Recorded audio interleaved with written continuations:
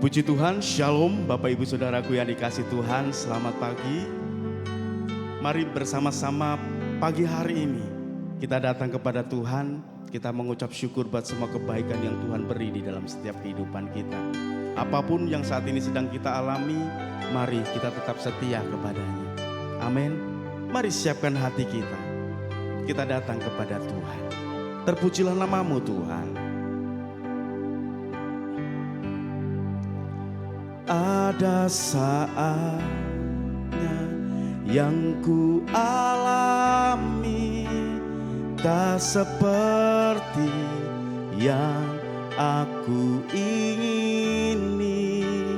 Ku tetapkan hati untuk percaya, dengan iman percaya. Ada saatnya yang ku hadapi, seringkali aku tak mengerti. Ku memilih untuk tetap setia, dengan iman percaya. Sampai akhir di hidupku, ku kan tetap menyembahmu, melayanimu seumur hidupku.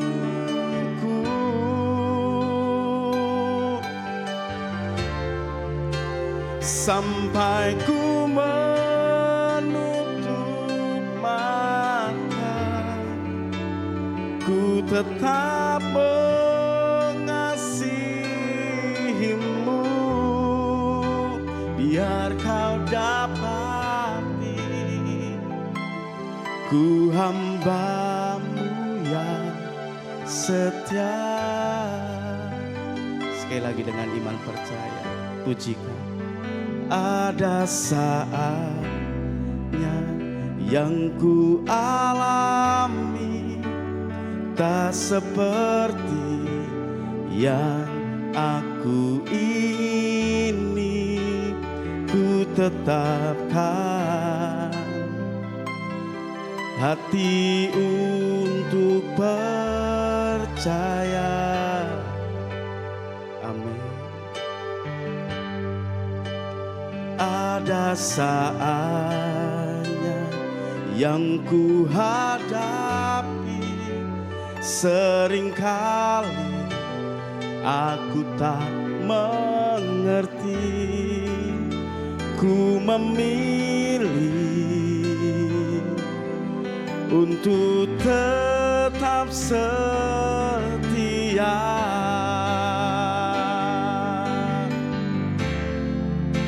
sampai akhir di hidupku. Ku kan tetap menyembahmu, melayanimu seumur hidupku.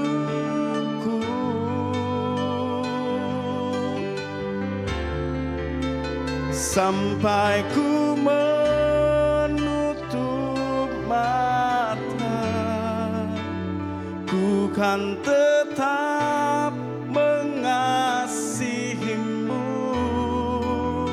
Biar kau dapati ku hambamu yang setia.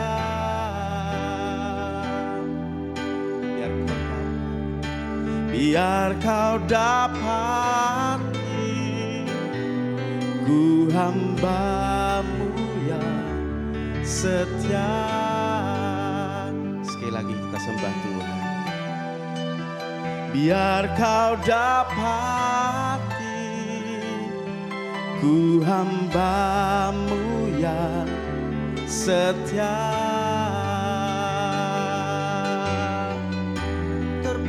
Terpujilah namamu Tuhan, terpujilah namamu Tuhan. Engkau sangat baik, Engkau sangat baik Tuhan. Haleluya, syukur bagimu Tuhan, syukur bagimu Tuhan. Terpujilah namamu Tuhan. Apapun yang saat ini sedang kami alami Tuhan, kami mau tetap percaya dengan iman, kami mau tetap setia kepadamu. Hanya Engkaulah Tuhan dan Juru Selamat kami yang hidup. Terima kasih Bapa buat pagi hari ini. Kalau sebentar kami boleh bersama-sama mendengarkan akan kebenaran firman-Mu. Biarlah pengurapan-Mu itu mengurapi kami semua, sehingga kami mengerti akan apa yang Engkau kehendaki dalam kehidupan kami melalui hamba-Mu yang sebentar boleh menyampaikan kebenaran akan firman-Mu. Urapi hamba-Mu Tuhan, dan kami semua mendapatkan kekuatan baru melalui kebenaran firman-Mu. Terima kasih Bapakku yang baik. Hanya di dalam nama Tuhan Yesus kami berdoa dan kami mengucap syukur. Haleluya. Amin. Shalom Bapak Ibu yang dikasihi Tuhan. Di dalam kehidupan sering kita merasakan beratnya kehidupan. Mengapa? Yang pertama, tanah tempat kehidupan kita adalah terkutuk. Hal ini terjadi karena manusia berbuat dosa. Kejadian 3 ayat 17 dan 19. Lalu firman-Nya kepada manusia itu, karena engkau mendengarkan perkataan istrimu dan memakan dari buah pohon yang telah kuperintahkan kepadamu, jangan makan daripadanya, maka terkutuklah tanah karena engkau. Dengan bersusah payah, engkau akan mencari rezekimu dari tanah seumur hidupmu. Ayat 19, dengan berpeluh, engkau akan mencari makananmu sampai engkau kembali lagi menjadi tanah. Karena dari situlah engkau diambil, sebab engkau debu dan engkau akan kembali menjadi debu. Dari ayat-ayat ini kita bisa memahami bahwa dosa membuat kita harus mengalami perjuangan di dalam kehidupan, sebab tanah tempat kita hidup menjadi terkutuk. Yang kedua, manusia adalah musuh iblis. Pada awal penciptaan manusia hidup di dalam hadirat Tuhan, di Taman Eden, tidak terkontaminasi oleh iblis, tetapi karena manusia makan buah pohon pengetahuan baik dan jahat yang dilarang oleh Tuhan, maka manusia jatuh di dalam dosa dan karakter iblis masuk di dalam diri manusia. Dan inilah ketetapan yang Tuhan berikan saat manusia bersekutu dengan iblis dan jatuh di dalam dosa. Kejadian 3 ayat 15. Aku akan mengadakan permusuhan antara engkau dan perempuan ini, antara keturunanmu dan keturunannya. Keturunannya akan meremukkan kepalamu dan engkau akan meremukkan tumitnya. Permusuhan berarti bukan teman atau sekutu, tetapi lawan. Oleh karena itu, kalau hari ini ada di antara Bapak Ibu yang hidup bersekutu dengan iblis dan menjadikan iblis sebagai rekanan kerja, cepat berbalik kepada Tuhan. Sebab iblis tidak ditakdirkan jadi teman sekutu bagi manusia. Terlebih karakter iblis adalah licik dan pembohong. Yohanes 8 ayat 44. Iblislah yang menjadi bapamu dan kamu ingin melakukan keinginan bapamu. Ia adalah pembunuh manusia sejak semula dan tidak hidup dalam kebenaran, sebab di dalam dia tidak ada kebenaran. Apabila ia berkata dusta, ia berkata atas kehendaknya sendiri, sebab ia adalah pendusta dan bapa segala dusta. Bapak Ibu yang dikasihi Tuhan, karena itu hati-hatilah terhadap kinerja iblis. Karena iblis sangat pandai menyusup di dalam diri manusia. Seperti yang dilakukannya kepada Hawa ketika Hawa masih di Taman Eden. Iblis menjatuhkan manusia bukan hanya dengan cara yang kasar, tetapi juga dengan cara yang halus, sehingga manusia tidak merasa kalau dia disesatkan. Tujuan iblis adalah menghancurkan manusia. Cara iblis bekerja dalam hidup kita bisa melalui hobi kita, sehingga kita tidak punya waktu untuk Tuhan. Melalui pekerjaan kita, sehingga kita mencintai uang, dan tanpa sadar kita diperbudak oleh uang. Bisa juga melalui cinta kita, sehingga terjadi pernikahan beda agama, adanya pria idaman lain atau wanita idaman lain. Atau melalui spirit negatif dalam hidup kita, yaitu rasa benci, kekecewaan, tidak bisa mengampuni, ingin balas dendam, dan lain-lain. Mari Bapak Ibu, jadikan firman Tuhan sebagai tolok ukur di dalam kehidupan kita, sehingga kita tidak bisa disesatkan oleh iblis. 1 Petrus 5 ayat 8, sadarlah dan berjaga-jagalah, lawanmu si iblis berjalan keliling sama seperti singa yang mengaum-ngaum dan mencari orang yang dapat ditelannya. Artinya, setiap saat, setiap waktu, iblis ingin menerkam dan menelan kita agar kita hidup dalam dosa dan jauh dari hadirat Tuhan. Jauh dari hadirat Tuhan sama dengan dosa. Dosa sama dengan kutuk, dan kutuk sama dengan penderitaan. Karena itu Yesus berkata di Yohanes 10 ayat 10, pencuri datang hanya untuk mencuri dan membunuh dan membinasakan.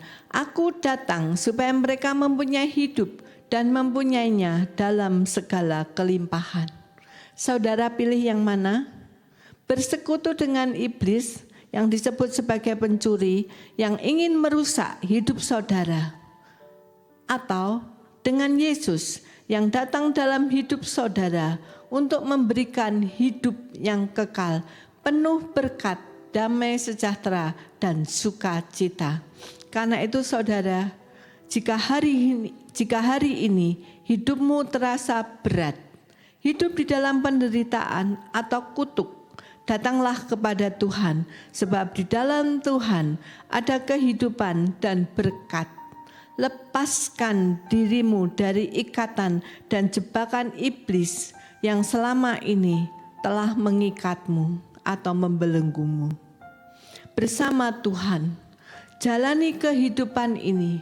Jadikan Yesus sebagai gembala di dalam kehidupanmu, karena Dia akan menuntun engkau masuk di dalam kehidupan yang sebenarnya, berjalan dari kemenangan kepada kemenangan. Sekalipun harus melalui lembah kekelaman, gada dan tongkat Tuhan akan menjaga dan menghibur kita. Bahkan kebajikan dan kemurahan Tuhan akan mengikuti kita seumur hidup kita. Tuhan sanggup mengubah kutuk menjadi berkat. Di dalam Ulangan 23 ayat 5b dikatakan, Tuhan Allahmu telah mengubah kutuk itu menjadi berkat bagimu, karena Tuhan Allahmu mengasihi engkau. Mari Bapak Ibu Saudara yang dikasihi Tuhan, tinggalkan gaya hidup kita yang lama yang berpusat kepada ego kita dan mengubah hidup kita menjadi hidup yang taat kepada Tuhan, karena ketaatan adalah langkah awal menuju mujizat dan hidup berkemenangan. Tuhan Yesus memberkati. Mari kita sama-sama berdoa. Kami mengucap syukur Tuhan, karena kasih-Mu kepada kami. Engkau mengubah kutuk di dalam kehidupan kami menjadi berkat. Kami percaya Tuhan, bersama-Mu kami akan mengalami kemenangan demi kemenangan di dalam kehidupan-Mu. di dalam kehidupan ini karena karya-Mu luar biasa di dalam kehidupan kami. Ajar kepada kami Tuhan setiap yang mendengar firman-Mu pada pagi hari ini, untuk kami memiliki roh ketaatan kepadamu, karena kami tahu dengan tunduk dan taat kepadamu, maka itulah awal mujizat di dalam kehidupan kami, langkah kemenangan menuju kepada kemenangan.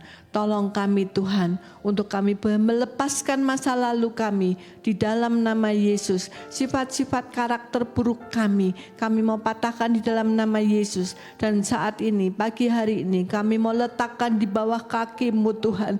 Karena kami percaya Engkau sanggup mengubah karakter kami menjadi karakter yang indah di hadapan-Mu. Terima kasih Bapa, dalam nama Tuhan Yesus kami berdoa dan mengucap syukur. Haleluya. Amin.